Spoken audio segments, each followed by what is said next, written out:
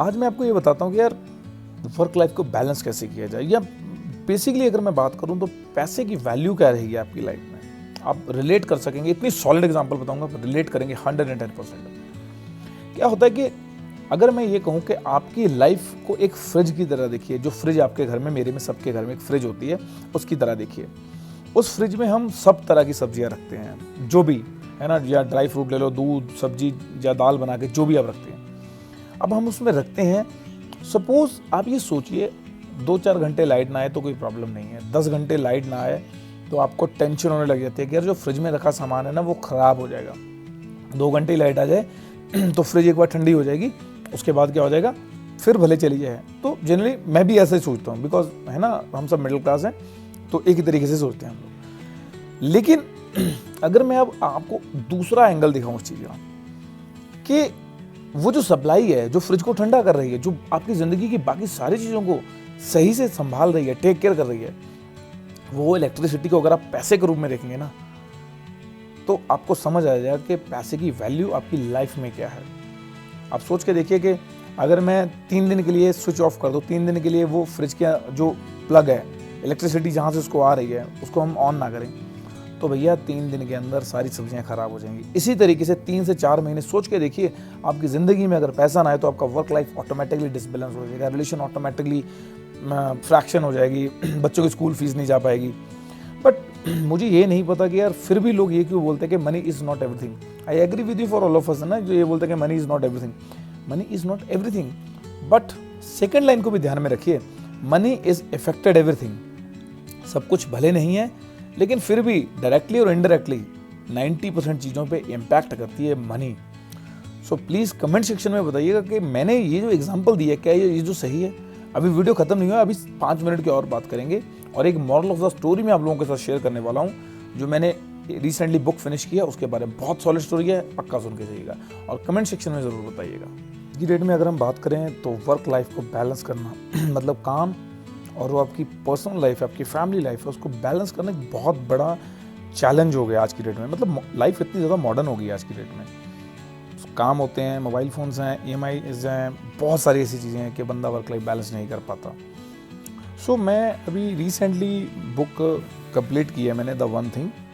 सो उस बुक के लास्ट में एक बहुत ही solid model of the story लिखी हुई थी, वो मैं आप लोगों के साथ जनरली शेयर कर रहा हूँ इस वीडियो के अंदर।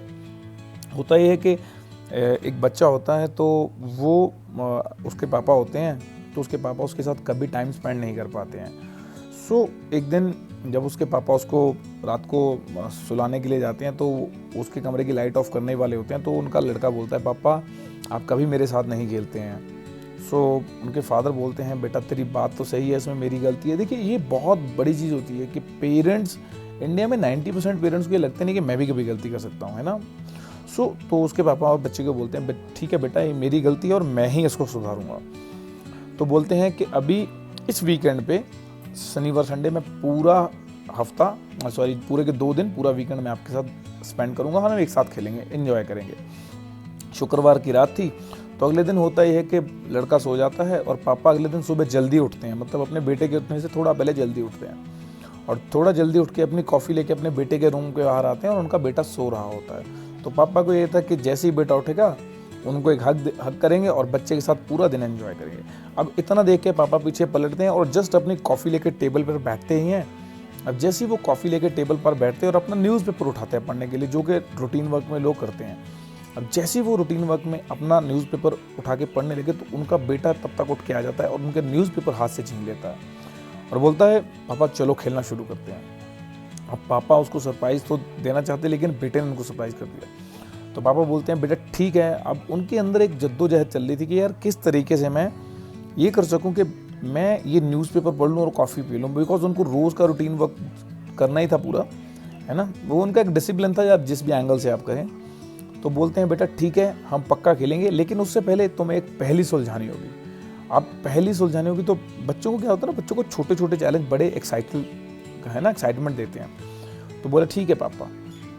तो पापा क्या करते हैं, जो एक दिन पहले का न्यूज़पेपर था उसको उठाते हैं, उसको ऐसे टुकड़ों में बांट देते हैं और बोलते हैं, जाओ बेटा इसको जोड़ कर लो, जितनी जल्दी इसको जोड़ कर लाओगे हम खेलेंगे। मे बी ये कहानी कभी आपने अपने बचपन में सुनी होगी, है ना, कि वो नक्शा जोड़ना था इस तरीके से। तो कुछ उसी से रिलेटेबल है ये चीज़। तो मैंने भी मेरे बचपन में सुनी थी, लेकिन आज मैं उसको एक किताब में पढ़ रहा हूँ। लेकिन अब सुनिए, मुझे नहीं पता ये कहानी कभी एक्चुअल में थी भी या नहीं, क्योंकि राइटर को जिसको मैं पढ़ रहा हूँ है ना, जेफ केलर को, तो जेफ केलर भी ये बोलते हैं कि भाई मैंने भी ये कहानी मेरे बचपन में सुनी थी। अब कब सुनी थी ये मुझे भी नहीं पता। तो बोलते हैं जाओ। अब वो बच्चा अब न्यूज़पेपर को तो नहीं जोड़ पाएगा, तो उसका एक टुकड़ा ज़मीन पर गिर जाता है ना। जब वो थक जाता है तो उसका एक टुकड़ा ज़मीन पर गिर जाता है। तो जब वो उसको उठाता है, उस पेपर के टुकड़े को जब वो उठाता है, उस टाइम पे क्या होता है, वो जो टेबल होता है उसके नीचे, वो टेबल कांच का होता है। तो वो देखता है कि इसके नीचे ना कि तस्वीर बन रखी है, किसी आदमी की तस्वीर बन रखी थी उसके नीचे। तो वो उल्टा करके वो पूरे आदमी के फेस को जोड़ देता है, और वही नक्शे वाली कहानी जो आपने और मैंने बहुत पहले सुनी थी, वो पेपर ऑटोमेटिकली जुड़ जाता है। तो वो पेपर जोड़ के पापा के पास जाता है, और पापा उसके बहुत हैरान थे कि आप तूने ये किया कैसे बेटा। एंड ही सेड कि पापा मैं बहुत थक गया था, बट फाइनली क्या हुआ कि इसके नीचे एक आदमी की तस्वीर थी, मैंने इसको जोड़ दिया और ये पेपर ऑटोमेटिकली जुड़ गया।